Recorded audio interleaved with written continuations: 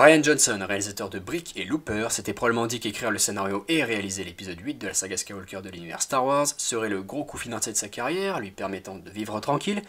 Eh ben non, il s'agit finalement d'un bien plus petit film, un thriller, un whodunit, en hommage au style d'Agatha Christie.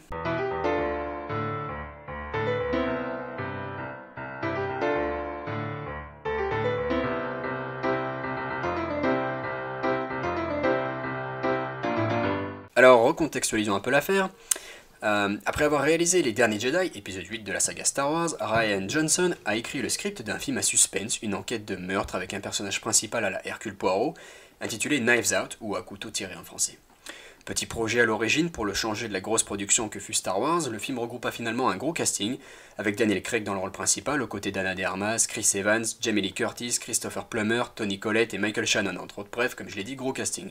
Le film fut un succès, à la fois critique et commercial, et reçut une nomination aux Oscars dans la catégorie meilleur scénario. Rian Johnson décida alors d'écrire une suite.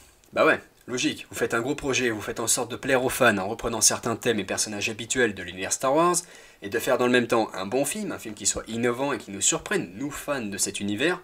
Et comment on vous remercie pour ça? On vous dit que vous avez ruiné la saga de votre enfance, que tout est de votre faute, bref et j'en passe. Et puis à côté vous faites un petit film d'enquête pour changer, et là tout fonctionne à merveille. Bon bah clairement il apparaît plus simple et logique de continuer dans cette voie. Et visiblement, financièrement, il a eu raison.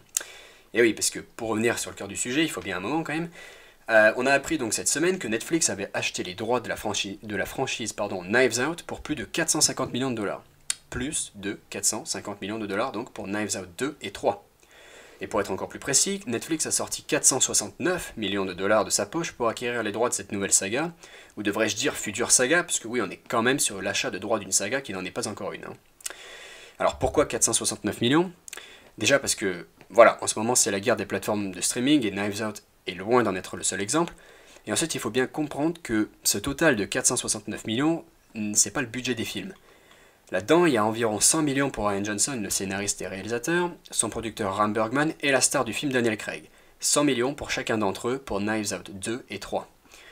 Cela laisse donc 169 millions pour les budgets des films. Le contrat de Netflix ne stipulant comme clause seulement que Daniel Craig doit être la tête d'affiche des deux films, ce qui va de soi, et que le budget des épisodes 2 et 3 doit être égal au moins à 40 millions. Pourquoi 40 millions? Eh bien parce que c'était le budget du premier. Donc voilà un peu pour les faits. Mais alors qu'est-ce que ça implique cet accord astronomique? Eh bien plusieurs choses. D'abord, on parle d'argent que Netflix ne reverra très clairement jamais.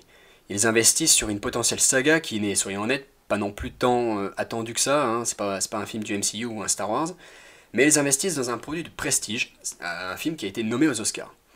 Et il est clair que pour eux, l'intérêt n'est pas le box-office, parce que même avec un accord d'exclusivité, ces films n'attireront pas assez d'abonnés pour rembourser l'investissement. Il est simplement important pour eux de se placer face aux autres plateformes. Ensuite, le montant de l'accord pose problème. Bon déjà par rapport au film, ça fait une augmentation significative du budget des suites, surtout que dans les budgets maintenant il n'y aura pas le cachet de Craig, qui lui était pourtant dans le budget des 40 millions du premier.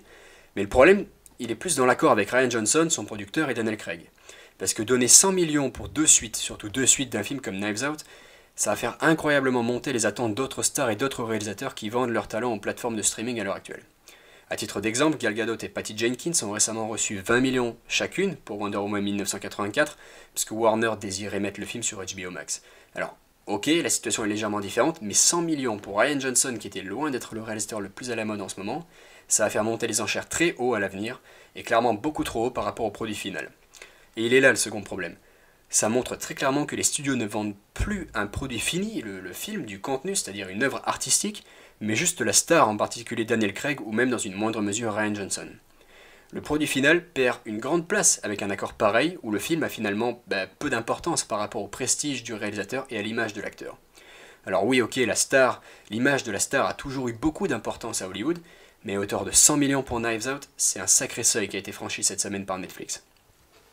Bon alors quoi qu'il en soit, moi j'avais bien aimé, vraiment bien aimé le premier film, et je serais heureux de voir les suites, mais le montant de l'accord avec Netflix passé cette semaine par Rian Johnson et Ram Bergman et Daniel Craig reste impressionnant et personnellement me fait assez peur honnêtement.